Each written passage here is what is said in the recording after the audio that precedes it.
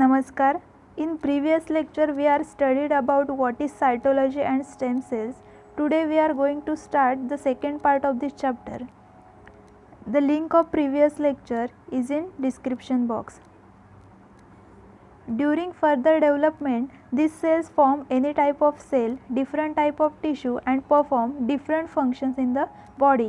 एकदा stem cells तयार झाली की ती stem cells cell division perform करतं and by that cell division they form a different type of tissues and that different type of tissue perform a different function in body. एकदा cells तयार झाले की सेल्सपासून tissues तयार होतात. When tissues are come together to form organs and when they organs are comes together to form our body. अशी ही त्यांची process असते. This is the differentiation of stem cells. हे का आहे तर स्टेम सेलचं का आहे तर डिफरन्सिएशन आहे. However, once the tissue are formed, the cell in those tissue at the most can form same type of cells only. एकदा ते टिश्यू फॉर्म झाले की त्या टिश्यूमध्ये असणारे जे सेल्स आहेत ते सेम टाईपचे सेल्स प्रोड्यूस करतात. This is the case in each part of the body. प्रत्येक पार्टमध्ये शरीराच्या ही स्थिती असते. However stem cells are present for longer duration in some part of the body. काही बॉडीच्या पार्टमध्ये हे स्टेम सेल्स आहेत हे बऱ्याच काळापर्यंत राहतात. नेक्स्ट इज हे स्टेम सेल्स कुठे प्रेझेंट असतात तर बघा, stem cells are present in the umbilical cord by which the foetus is joined to the uterus of the mother. मदरचा युटेरस आणि जो फिटेस असतं या दोघांमध्ये जी कॉर्ड असते अम्बिलिकल कॉर्ड, आईचं गर्भाशय आणि गर्भ यांना जोडणारी जी नाळ असते अम्बिलिकल कॉर्ड, त्या नाळेमध्ये हे स्टेम सेल्स प्रेझेंट असतात. Next, stem cells is are also present in the blastocyst stage of embryonic development. एम्ब्रियोची डेव्हलपमेंट होत असताना जी ब्लास्टोसाइट स्टेज असते त्या ब्लास्टोसाइट स्टेजमध्ये ते स्टेम सेल्स काय असतात तर प्रेझेंट असतात. Next, stem cells are present in red bone marrow and adipose connective tissue of adult human being. आता अडल्ट ह्युमन बिईंगमध्ये हे स्टेम सेल्स कुठे प्रेझेंट असतात तर रक्त अस्थिमज्जा म्हणजेच रेड बोन मॅरो आणि मेदऊती म्हणजेच adipose connective tissue, fatty tissue ज्या ठिकाणी असतात यामध्ये या स्टेम सेल्स प्रेझेंट असतात. It has become possible to produce different type of tissues and degenerate part of any organ with the help of this stem cells. या stem सेल्सचा use करून वेगवेगळ्या टाईपचे टिश्यूज प्रोड्यूस केले जाऊ शकतात आणि एखाद्या शरीराचा अवयव जर डॅमेज झाला असेल, डिजनरेट झाला असेल तर तो पुन्हा निर्माण करणं या स्टेम सेल्समुळे शक्य झालं आहे. Next our topic is stem cells preservation. या स्टेम सेल्सचं प्रिझर्वेशन कुठे केलं जातं आणि कसं केलं जातं.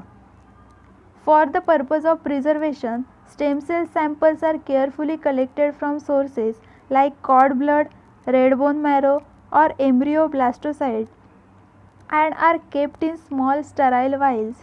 Those vials are kept in liquid nitrogen as -135 degree Celsius to -190 degree Celsius. आता हे जे सॅम्पल आहेत ते कुठून घेतले जातात स्टेम सेल्सचे तर कॉर्ड ब्लडमधून किंवा रेड बोन मॅरो किंवा एम्ब्रियोमधून हे सॅम्पल घेतले जातात आणि ते एका स्मॉल स्टराईल वाईल्स म्हणजे ज्या छोट्या कुप्या असतात अशा छोट्या कुप्यांमध्ये ते ठेवलं जातं. त्या कुप्यांमध्ये टेम्परेचर हे -135 डिग्री ते -190 डिग्री सेल्सिअस एवढं कमी असतं आणि त्याच्यामध्ये एक लिक्विड असतो, लिक्विड नायट्रोजन, यामध्ये ते सॅम्पल्स ठेवले जातात. Next topic is stem cells research. In biotechnology, stem cell research is a revolutionary event after cloning. Cloning नंतर बायोटेक्नॉलॉजीमध्ये जो क्रांतिकारी बदल घडला किंवा एखादी इव्हेंट घडला तो म्हणजे काय होता तर stem cells research, stem cells संशोधन हा इव्हेंट होता. This technique has the potential of bringing about the fundamental changes in medical science. Medical सायन्समध्ये एखादं परिवर्तन घडून आणण्याची क्षमता ही या टेक्नॉलॉजीमध्ये किंवा या टेक्निकमध्ये होती. Depending upon source Stem cells are of two types as embryonic stem cells and adult stem cells. सोर्सच्या आधारावर या मूलपेशींचे दोन प्रकार पडतात. स्टेम सेल्सचे टू टाइप्स पडतात, embryonic stem cells and adult stem cells. First is a embryonic stem cells. आता embryonic stem cells का आहे तर division of zygote start and thereby it is converted into embryo. एकदा का zygote तयार झाला by the fusion of male and female gamete zygote are form and after the formation of zygote division of zygote start. झायगोटचं division start होतं and with the help of that division it is converted into embryo. तो एम्ब्रियोमध्ये convert होतो. Cell of embryo undergo repeated mitotic division. त्या embryonic सेलचं repeated mitotic division perform होतं. Cell differentiation start from 14 days of conception. Conception नंतर किंवा गर्भधारणेनंतर 14व्या दिवसापासून त्या सेल्सचं डिफरन्सिएशन स्टार्ट होतं. Cells of different organs like oocytes, bone cells, hepatocytes म्हणजेच liver cells and neurons are form due to differentiation. मग ही डिफरन्सिएशन प्रोसेस का आहे तर वेगवेगळे ऑर्गन्सचे सेल तिथे फॉर्म होतात. मग कोणते कोणते सेल असतात तर उसाइड म्हणजे बोन सेल्स तयार होतात, नंतर लिव्हर सेल्स, न्यूरॉन सेल्स असे वेगवेगळ्या टाईपचे सेल्स तयार होतात.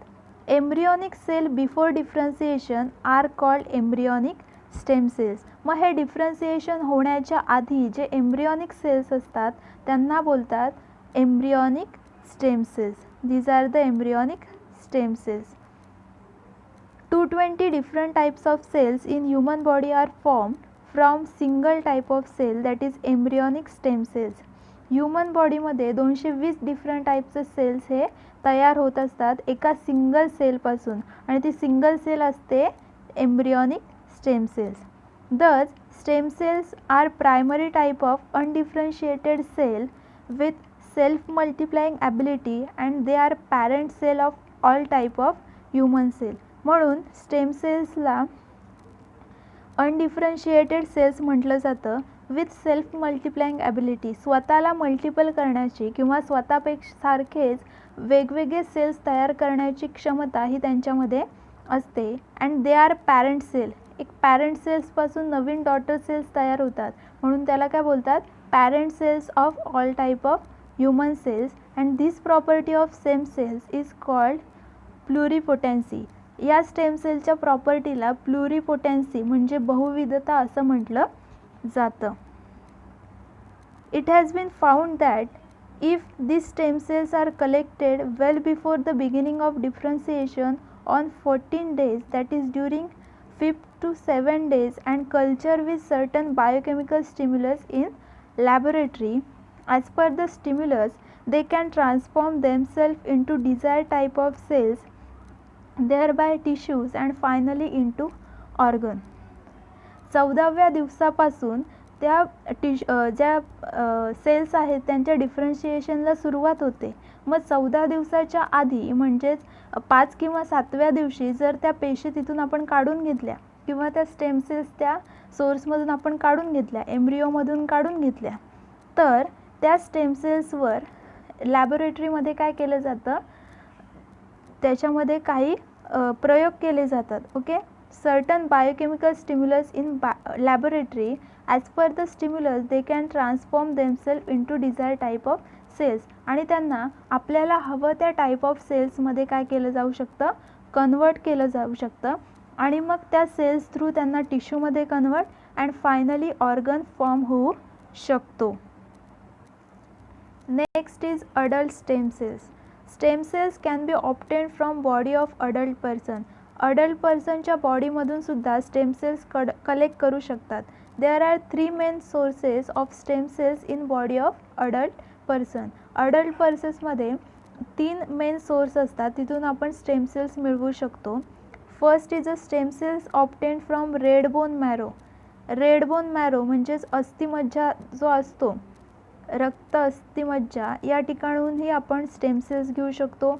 ॲडिपोज कनेक्टिव्ह टिश्यू मेदउती म्हणजेच फॅटी टिश्यू जिथे असतात तिथून अँड ब्लड.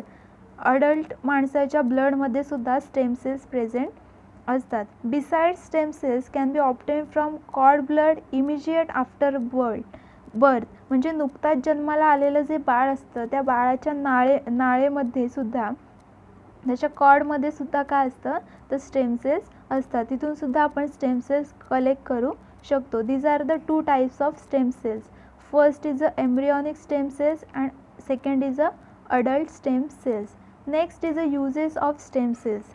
या स्टेम सेल्सचे युजेस काय, त्यामध्ये फर्स्ट आहे रिजनरेटिव्ह थेरपी. रिजनरेटिव्ह थेरपी म्हणजेच काय, एखादा अवयव निकामी झालेला आहे तर तो अवयव पुन्हा त्याच्यामध्ये निकामी झालेल्या टिश्यू आहेत तर त्या टिश्यू बनवण्यासाठी किंवा ते चेंज करण्यासाठी इथे रिजनरेटिव्ह थेरपी केली जाते. त्याच्यामध्ये फर्स्ट थेरपी आहे cell therapy. First is a cell therapy. Stem cells are use to replace the dead cells in case of condition like diabetes, myocardial infarction, Alzheimer disease, Parkinson disease etcetera. हे जे disease आहेत Alzheimer किंवा पार्किसन्स, या डिसीजमध्ये किंवा heart attack येऊ शकतो किंवा डायबेटीसमुळे जर एखाद्या टिश्यूज आहेत ते टिश्यूज जर निकामी झाले असतील तर ते चेंज करण्यासाठी तिथे स्टेम सेलचा यूज केला जातो. Second is to produce blood cells required in condition like anaemia, thalassaemia and leukaemia etcetera. ॲनिमियासारखे जे आजार आहेत याच्यामध्ये रक्ताचा तुटवडा भासतो. मग त्या रक्ताचा तुटवडा भासल्यानंतर तिथे ब्लड सेल्स तयार करावे लागतात. मग हे ब्लड सेल्स तयार करण्यासाठी तिथे या स्टेम सेलचा यूज केला जातो. Next is organ transplantation. म्हणजे एखादा ऑर्गन निकामी झालेला आहे मग तो ऑर्गन ट्रान्सप्लांट केला जातो, त्या जागी नवीन ऑर्गन बसवला जातो. For example kidney. जर एक किडनी फेल झाली तर दुसऱ्या माणसाची किडनी तिथे ट्रान्सप्लांट केली जाते. Okay. In case of failure of organs like kidney and liver, those can be produces with the help of stem cells and transplanted. मग या केसमध्ये जर एखादा ऑर्गन फेल्युअर झाला, for example kidney and livers, तर ते organs with the help of stem cells तयार केले जातात. असे ऑर्गन स्टेम सेलचा यूज करून तयार केले जातात आणि मग असे ऑर्गन तिथे ट्रान्सप्लांट केले जातात. Next part of this chapter we are studied in next part. Thank you.